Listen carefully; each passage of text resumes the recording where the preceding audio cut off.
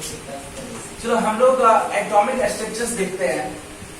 आपको पता है इस वर्ल्ड में जो भी चीजें हैं, इस पूरे यूनिवर्स में, वो सिर्फ और सिर्फ एलिमेंट से बनी हुई है। जो एलिमेंट टोटल नंबर में 118 होते हैं। इस दुनिया में आप जो भी देख रहे हो ना, कुछ भी प्योर फॉर्म में नहीं है। यदि प्योर फॉर्म में कुछ है तो वो है एलिमेंट, जो टोटल 118 होता है। ये टोटल एलिमेंट होता है जो 118 होगा। और इस दुनिया की सारी चीजें का सबसे जो स्मॉलेस्ट पार्टिकल है उसका नाम है एटम। आप कह सकते हो the very tiny particle of the any substances is said to be atom. इस दुनिया का जो सबसे छोटा पार्टिकल है उसका नाम एटम है, ठीक है।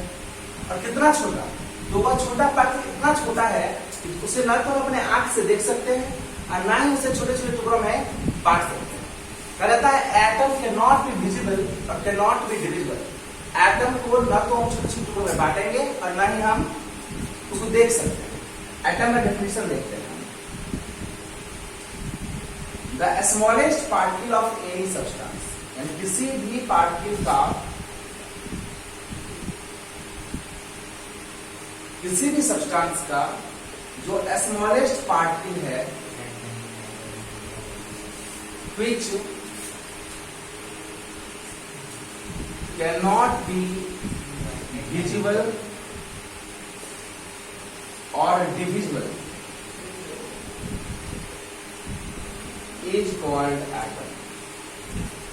इस दुनिया का में जो भी सब्सटेंस है उसके सबसे स्मॉलेस्ट पार्टिकल, जिसे ना तो हम देख सकते हैं और ना ही छोटे छोटे टुकड़ों में बांट सकते हैं, उस पार्टिकल का नाम क्या है? एटम है। जब बात हुई कि ये एटम जो इस पूरे दुनिया में सबसे छोटा है, सबसे छोटा पार्टिकल, इसका स्ट्रक्चर कैसा होता है, तो बहुत सारे साइंटिस्ट ने अपने अकॉर्डिंग से स्ट्रक्चर देने का काम किया इस एटम का। आप लोग इसे लिख सकते हैं कॉपी में। The smallest particle of any substance which can not be visible और डिविजिबल इज कॉल्ड एटम।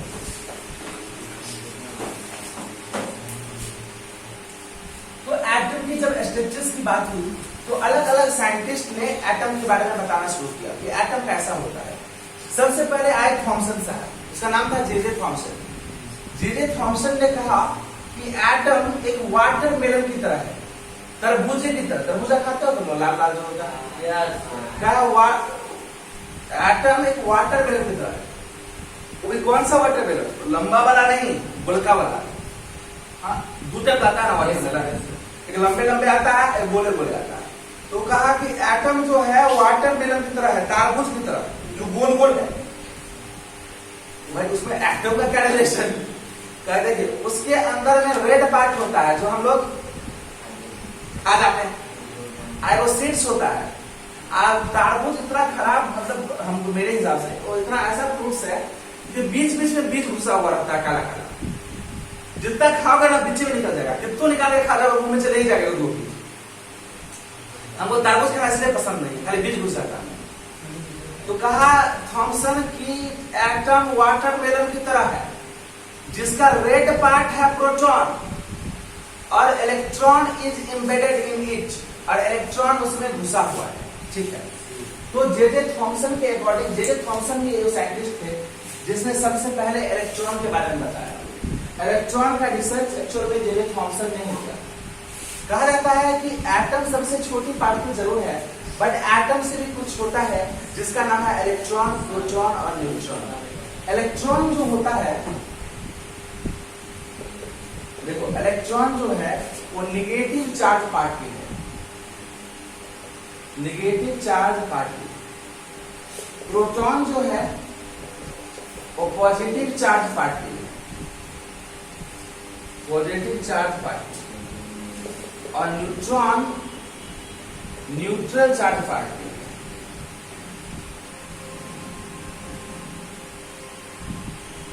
तो electron negative, proton positive, neutron neutral होता है। इलेक्ट्रॉन का खोज किया था जे थॉमसन ने, जिसने एटम का मॉडल दिया था ना पहला, वही खोज किया था। किसका? इलेक्ट्रॉन का। प्रोटीन का क्या था? एस गोल्डस्टीन, ऐसा क्या था? जे चैडविक। ये तीन साइंटिस्ट थे जिसने इलेक्ट्रॉन, प्रोटॉन, न्यूट्रॉन के बारे में बताया। इलेक्ट्रॉन के बारे में बताने वाला था जे थॉमसन, प्रोटॉन के बारे में बताने वाला था जी गोल्डस्टीन, और न्यूट्रॉन को बताने वाला था जे चैटली। Electron negative charge, proton positive, neutron neutral, और ये तीनों ही एटम में रहता है। एक तो दुनिया का सबसे छोटा पार्टिकल एटम है, और उस एटम में ये इलेक्ट्रॉन प्रोटॉन न्यूट्रॉन रहता है। तो अलग अलग साइंटिस्ट ने अपने हिसाब से बताया कि एटम कैसा दिखता है। तो एक साइंटिस्ट जे थॉमसन जो थे, उन्होंने कहा कि एटम तरबूजे की तरह है, जिसमें रेड पार्ट प्रोटॉन है और इलेक्ट्रॉन उसमें सीड्स की तरह घुसा हुआ है। तो भाई जे थॉमसन एक बहुत बड़े साइंटिस्ट थे, उसने इलेक्ट्रॉन का डेफिनेशन दे दिया था, तो उनके बातों को ना मानने की कोई वजह ही नहीं। सबने कहा यस इट्स ट्रू, यही सही है, और वही चला कुछ दिनों तक। एटम का स्ट्रक्चर एक तरबूजे की तरह होता है, वाटरमेलन की तरह, जिसमें रेड पार्ट प्रोटॉन है और इलेक्ट्रॉन जो है सीड्स की तरह घुसा हुआ है। लेकिन मैग्नीट्यूड में प्रोटॉन और इलेक्ट्रॉन इक्वल है। मैग्नीट्यूड में क्या है, प्रोटॉन इलेक्ट्रॉन इक्वल है। तो प्रोटॉन और इलेक्ट्रॉन इक्वल होने की वजह से एटम न्यूट्रल होता है। तो जब भी प्रोटॉन इलेक्ट्रॉन इक्वल होगा तो एटम क्या होगा, न्यूट्रल होगा, एटम न्यूट्रल होगा। ऐसा जे थॉमसन का कहना है। जे थॉमसन कहा कि एटम इलेक्ट्रिकली न्यूट्रल, ठीक है, proton electron is equal, atom is spherical in shape, fully atom is filled by proton, पूरा एटम प्रोटॉन से भरा हुआ है, और इलेक्ट्रॉन इज एम्बेडेड, इलेक्ट्रॉन उसमें बीज की तरह घुसा हुआ है। वाटरमेलन देखते हो ना, तुम लोग नहीं देखे हो, तरबूजा की तरह समझ लो पूरा पूरा। उसने बता दी कि तरबूजा ही है एटम, लेकिन तरबूजा बड़ा होता है, हम लोग देखते हैं एटम तो बहुत ही छोटा होता है। समझ में आ रही है, समझ। इसके बाद एक साइंटिस्ट आया जिसका नाम था रदरफोर्ड। रदरफोर्ड के बारे में जानना जरूरी है। ये एक बहुत अच्छा साइंटिस्ट है जो अपने एटम का सबसे अच्छा स्ट्रक्चर दिया था, और इसी के स्ट्रक्चर्स के बेसिस पे आज भी हम लोग एटॉमिक स्ट्रक्चर पढ़ते हैं।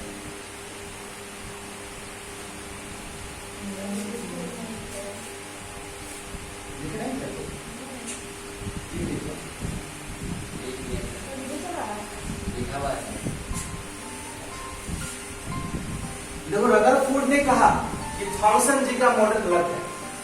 थॉमसन जी ने गलत बताया एटम के बारे में, हम सही बताएंगे। सबने कहा पगला हो गया है तू, बेवकूफ है तू। थॉमसन इतना बड़ा साइंटिस्ट था, वो गलत बता दिया, तू आया सही बताएगा। कहा हम सही बताएंगे। कहा कैसा है एटम बताओ। तो रदरफोर्ड ने कहा कि एटम स्फेरिकल इन शेप है। रदरफोर्ड ने कहा एटम स्फेरिकल इन शेप है, एटम शेप में स्फेरिकल है। तो कहा कि कोई बड़ा बात नहीं है, ये थॉमसन जी पहले बता के गए हैं कि गोलका तरबूजा की तरह है, यानी स्फेरिकल इन शेप है। कहा कि इसके बीच में एक न्यूक्लियस होता है जो एटम से भी मिलियन टाइम्स छोटा है। कहा ये बात हम नहीं मानेंगे। कहा और बताओ। कहा इसके अंदर प्रोटॉन और न्यूट्रॉन रहता है, और कहा इलेक्ट्रॉन ना रहता। कहा इलेक्ट्रॉन चारों ओर चक्कर लगाते रहता है। तो सब लोग कहा कि नहीं, ये बात हम नहीं मानेंगे आपका। थॉमसन जी गलत कैसे, आप सही कैसे, बताइए हमको। तो रदरफोर्ड ने कहा हमारे पास एक एक्सपेरिमेंट है जिससे हम बता सकते हैं कि यही एटम का रियल मॉडल है। कहा ठीक है, एक्सपेरिमेंट बताइए। तो रदरफोर्ड ने एक एक्सपेरिमेंट किया। एक्सपेरिमेंट करने के लिए उसने एक गोल्ड कॉइन लिया। जब रदरफोर्ड ने एक्सपेरिमेंट किया तो उसने एक गोल्ड का कॉइन लिया। गोल्ड कॉइन, ये गोल्ड का कॉइन है, मतलब गोल्ड का एक पतला टुकड़ा है, ठीक है, मान लो इतना बड़ा है। और इसको उसने पर्दा पे ना दिखाया। कहा ये पर्दा है हमारा, स्क्रीन पे दिखाया। कहा इस गोल्ड कॉइन पे हम अल्फा पार्टिकल का बॉम्बार्डिंग करवाएंगे। अल्फा पार्टिकल का मतलब होता है पॉजिटिव पार्टिकल्स, ठीक है, अल्फा चार्ज पार्टिकल्स यानी पॉजिटिव चार्ज पार्टिकल्स का हम क्या कराएंगे, बॉम्बार्डिंग। बॉम्बार्डिंग समझते हो ना, अटैक करेगा अल्फा पार्टिकल्स। इस गोल्ड कॉइन पे रदरफोर्ड ने अल्फा पार्टिकल को अटैक करवाया, कंटिन्यूअस अटैक करवाया। कम से कम 10,000 12,000 अल्फा पार्टिकल को अटैक करवाया। 12,000 अल्फा पार्टिकल। अल्फा पार्टिकल यहां से निकलता था और गोल्ड पर अटैक करके पास कर जाता था। नॉर्मली अल्फा पार्टिकल निकला, गोल्ड पर अटैक किया, पास कर गया। अल्फा पार्टिकल निकला, गोल्ड पर अटैक किया, पास किया। अल्फा पार्टिकल निकला, गोल्ड पर अटैक किया, पास किया। अल्फा पार्टिकल निकला, गोल्ड पर अटैक किया, पास किया। करीब 10,000 अल्फा पार्टिकल निकला, अटैक किया, पास कर गया। लेकिन बीच में वो अल्फा पार्टिकल ऐसे निकला और रिटर्न हो गया। फिर एक अल्फा पार्टिकल आता है और पास और लौटता जो है ये, तो ये अलग रास्ते में नहीं लौटता है, जिधर से आता है उधर ही लौट जाता है। आया और जिधर से आया उधर लौट गया। फिर एक अल्फा पार्टिकल आता है, अटैक करता है और लौट जाता है। फिर अल्फा पार्टिकल आता है और क्रॉस कर जाता है। फिर अल्फा पार्टिकल आया, क्रॉस कर गया। फिर अल्फा पार्टिकल आया, क्रॉस कर गया। फिर आया और क्रॉस कर गया। तो रदरफोर्ड ने कहा बुद्धू इससे कुछ समझे। लोगों ने कहा साइंटिस्ट हुआ कि हम है, बताओ क्या समझा। रब का देखो अल्फा पार्टिकल तो पॉजिटिव पार्टिकल्स है और वो तो गोल्ड फॉइल को पास कर जा रहा है, आराम से पर्दा पे आ जा रहा है। तो कहा ठीक है मान लीजिए। इसका मतलब ये हुआ यदि पूरा गोल्ड फॉइल एटम से बना हुआ है और एटम में पूरा तरबूजा में जैसे लाल भाग भरा हुआ रहता है, तो यदि सारा का सारा प्रोटॉन है, सारा का सारा पॉजिटिव है, तो सेम चार्ज में क्या होता है, रिपल्शन होता है। तब तो अल्फा पार्टिकल आता तो लौट जाता, क्योंकि यहाँ पर पूरा पॉजिटिव भरा हुआ है, पूरा तरबूजा में पूरा लाले भरा है, तो पूरा एटम में पूरा प्रोटॉन भरा है। तब तो प्रोटॉन के पास आता लौट जाता, लौटा क्या, नहीं लौटा। इसका मतलब एटम का मैक्सिमम पार्ट खाली है, जहाँ कुछ भरले नहीं। तो तरबूजा वाला कॉन्सेप्ट खत्म हो गया। तरबूज वाला कॉन्सेप्ट में तो लाल पार्ट भरा रहता था प्रोटॉन, ये तो कहा एटम का मैक्सिमम पार्ट खाली है, इसीलिए तो एक अल्फा पार्टिकल पास कर दिया। कहा अच्छा खाली है, हाँ। कहा तो इसमें ये वाला रिटर्न क्यों हुआ बीच वाला बताओ। 12,000 अल्फा पार्टिकल में 3 अल्फा पार्टिकल रिटर्न करता है और एक अपने जगह से लड़ जाता है। 12,000 सिर्फ 3 रिटर्न हुआ और एक अपने ही पोजीशन से रिटर्न हो गया, 4 रिटर्न हुआ, बाकी सब पास कर दिया। तो कहा कि एटम का मैक्सिमम प्लेस खाली है जिससे अल्फा पार्टिकल पास होता है। लेकिन इसके बीच में न्यूक्लियस है जो इस एटम से करोड़ों टाइम छोटा है, मिलियन टाइम्स छोटा है, और इसमें प्रोटॉन और न्यूट्रॉन रहता है। तो इसी प्रोटॉन की वजह से, प्रोटॉन पॉजिटिव चार्ज होता है, इसी प्रोटॉन की वजह से ये अल्फा पार्टिकल सीधे लौट गया। न्यूक्लियस पे अटैक किया अल्फा पार्टिकल ने और न्यूक्लियस पर से अटैक करके क्या हुआ, लौट गया। समझ में आ रही है शंकर? न्यूक्लियस पे अटैक किया, न्यूक्लियस के पास प्रोटॉन था, प्रोटॉन पॉजिटिव चार्ज था, अटैक करने के बाद पूरा अल्फा पार्टिकल लौट गया। तो सबने कहा ठीक है भाई, मान लिया कि बीच ही में से प्रोटॉन है जिसकी वजह से लौटा है, लेकिन तुम ये बताओ कि इस सब का रिजल्ट हो गया, यहाँ तो न्यूक्लियस नहीं था, यहाँ न्यूक्लियस नहीं था। तो रदरफोर्ड ने कहा ये इसी प्रोटॉन का असर है, परंतु तो असर रहता है प्रोटॉन का, इसी प्रोटॉन का असर है कि पूरा पूरा पास नहीं करने दिया, थोड़ा सा डिफ्लेक्ट कर दिया इस अल्फा पार्टिकल्स को। तो रदरफोर्ड ने एक बात को प्रूव कर दिया कि प्रोटॉन पूरे एटम में भरा हुआ नहीं रहता है। एटम स्फेरिकल इन शेप होता है, लेकिन एटम का मोस्टली स्पेस खाली होता है। रदरफोर्ड ने बताया कि एटम का मोस्ट स्पेस क्या होता है, खाली होता है, और बीच में मिलियन टाइम्स छोटा न्यूक्लियस होता है जिसमें प्रोटॉन और न्यूट्रॉन है, जिसकी वजह से एगो लौटा है और बाकी डिफ्लेक्ट हुआ है। इस बात की रदरफोर्ड ने प्रूव किया। तो रदरफोर्ड से पूछा कि इलेक्ट्रॉन कहाँ आता है, ठीक है, पहले इसको आपको राइट कर दीजिए, फिर हम इलेक्ट्रॉन पर बताते हैं। तो रदरफोर्ड ने ये चीजें बता दी। रदरफोर्ड का जब एटॉमिक स्ट्रक्चर था उसमें उसने सारा चीज बता दिया था कि एटम का मोस्टली स्पेस जो है वो वैकेंट है, एटम के बीच में प्रोटॉन और न्यूट्रॉन है जिसकी वजह से अल्फा पार्टिकल रिटर्न बैक हो रही है, और वह इतना छोटा है कि 12,000 रे में से उसका एक ही रे सिर्फ रिटर्न हुआ। मतलब एक बार क्लियर हो गया कि बहुत ही ज्यादा क्या है, छोटा है न्यूक्लियस। लेकिन उसने एक बात और बताई, सबने पूछा उससे अच्छा इलेक्ट्रॉन कहाँ रहता है ये बताओ। तो उसने कहा कि एटम स्फेरिकल इन शेप है, बीच में न्यूक्लियस है, प्रोटॉन न्यूट्रॉन, और इलेक्ट्रॉन चारों ओर चक्कर लगाते रहता है। तो सबने कहा कि ठीक है, हम आपकी इतनी सारी बातें सही है, तो हो सकता है इलेक्ट्रॉन चारों ओर चक्कर लगाता हूं, बट एक क्वेश्चन है हमारे पास कि कोई भी चीज यदि हमेशा चक्कर लगाएगा, हमेशा एनर्जी रेडिएट करेगा, तो एनर्जी रेडिएट करते करते एक समय ऐसा आएगा जब उसकी एनर्जी खत्म हो जाएगी। am I right? जैसे हम ही मान लो चक्कर लगा रहे हैं किसी चीज के चारों ओर, तो स्टार्टिंग में स्पीड में चक्कर लगाते रहेंगे, एक दिन लगाएंगे, 2 दिन लगाएंगे, 10 दिन लगाएंगे, 1 महीना लगाएंगे, उसके बाद क्या होगी, एनर्जी कम होगी, एनर्जी का रेडिएशन होगा, एनर्जी कम हो जाएगा, तो धीरे धीरे क्या करेंगे, धीरे धीरे चक्कर लगाने लगेंगे। पहले तो लंबा लंबा चक्कर मारते थे, अब छोटा छोटा मारेंगे, फिर छोटा छोटा करते करते करते करते क्या हो जाएंगे, हम न्यूक्लियस में आगे गिर जाएंगे। मान लो कि इस न्यूक्लियस के चारों ओर कोई चक्कर लगा रहा है ऐसे, तो ये जो लंबा लंबा चक्कर लग रहा है, ये तो मान लो लंबा लंबा लंबा चक्कर लग रहा है, धीरे धीरे क्या हुआ, चक्कर छोटा हो जाएगा, और छोटा होते होते क्या हो जाएगा, ये न्यूक्लियस में आके गिर जाएगा। और जैसे न्यूक्लियस में गिरेगा एटम बर्बाद हो जाएगा, एटम डिस्ट्रॉय हो जाएगा।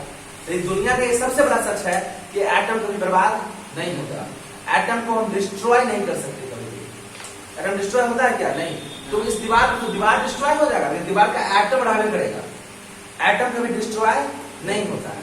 तो कहा कि आपके अकॉर्डिंग तो इलेक्ट्रॉन चक्कर लगाता है, और कोई चीज जब चक्कर लगाएगा तो एनर्जी को रेडिएट करेगा, और एनर्जी रेडिएट करते करते उसकी जो घूमने की स्पीड थी कम होगी, और वो लास्ट में आकर न्यूक्लियस में गिर जाएगा और एटम कोलैप्स हो जाएगा। एटम तो कोलैप्स होता नहीं है, इसका मतलब आपका थ्योरी क्या है? गलत है।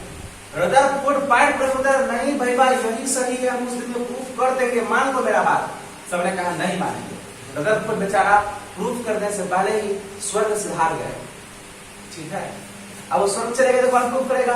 तो रदरफोर्ड का एक चेला आया जिसका नाम था नील्स बोर। मैंने उसके बारे में बात किया भी था नील्स बोर के बारे में। रदरफोर्ड का चेला आया जिसका नाम था नील्स बोर।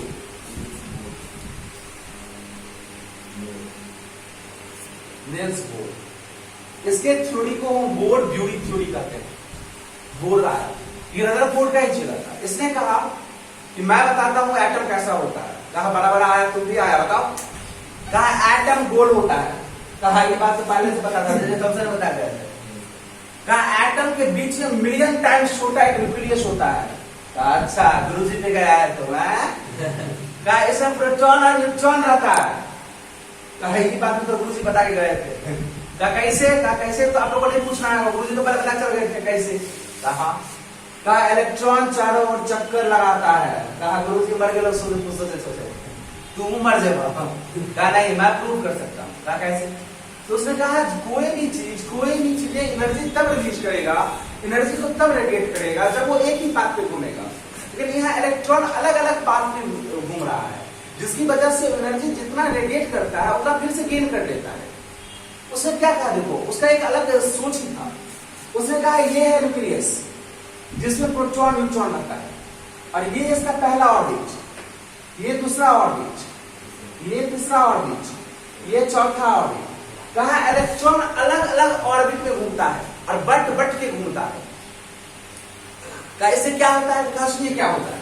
कहा इसमें जो इलेक्ट्रॉन घूम रहा है वो जब थकता है तो उठ के आ जाता है इसमें, ठीक है, इस बॉन्ड में, और ई बार चला जाता है इसमें, और जब फिर यहाँ करते करते एनर्जी फिर से गेन कर लेता है तो फिर से ऊपर चला जाता है। यानी वो बैंड बदलते रहता है। इस तरह से उसने नाम रखा, S band, P band, D band, F band, यानी अलग अलग नाम रखा इलेक्ट्रॉनिक कॉन्फिगरेशन का, ठीक है। S band, P band, D band, F band, और कहा अलग अलग ऑर्बिट में घूम रहा है। इसका नाम रखा ऑर्बिट। कहा ऑर्बिट का नाम है के एल एम एन।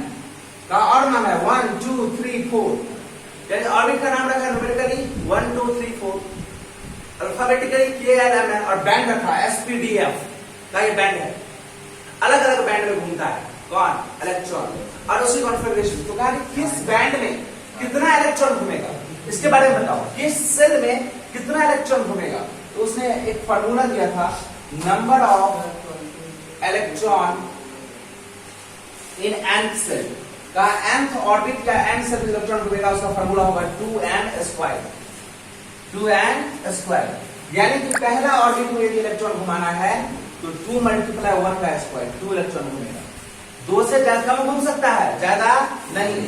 कहा दूसरा ऑर्बिट में इलेक्ट्रॉन घूमेगा वो 2 इंटू 2 का स्क्वायर, 2 इंटू 4, 8 इलेक्ट्रॉन घूमेगा। तीसरा में जो इलेक्ट्रॉन घूमेगा 2 इंटू 3 का स्क्वायर, 18 इलेक्ट्रॉन घूमेगा। इसी तरह से कहा कि 2n स्क्वायर के फार्मूला पर ही इलेक्ट्रॉन घूमता है अलग अलग ऑर्बिट में। पहला ऑर्बिट में 2 इलेक्ट्रॉन घूमेगा, 2 से ज्यादा नहीं घूम सकता। दूसरा ऑर्बिट में 8 इलेक्ट्रॉन तो घूमेगा, 8 से ज्यादा नहीं घूम सकता। और तीसरा ऑर्बिट में 18 इलेक्ट्रॉन तो घूमेगा, 18 से ज्यादा नहीं घूम सकता, 18 से कम घूम सकता है। और इसने एक सिस्टम दिया कि इलेक्ट्रॉन हमेशा घूमेगा एक ही ऑर्बिट में, तब ना एनर्जी रेडिएट गिर जाएगा। यदि अलग अलग ऑर्बिट में घूमेगा तो कभी एनर्जी रेडिएट करेगा, कभी गेन भी करेगा, जिस वजह से हमेशा ये घूमते रहेगा आजीवन पर्यंत। यानी जब तक एटम हमेशा नहीं रहता है, और जब तक एटम है तब तक इलेक्ट्रॉन उसमें घूम रहा है, ठीक है, अलग अलग ऑर्बिट में करके। और फार्मूला भी दे दिया कि पहला ऑर्बिट में 2 इलेक्ट्रॉन घूमेगा, ज्यादा नहीं। दूसरा में 8 इलेक्ट्रॉन घूमेगा, ज्यादा नहीं। तीसरा में 18 इलेक्ट्रॉन घूमेगा, ज्यादा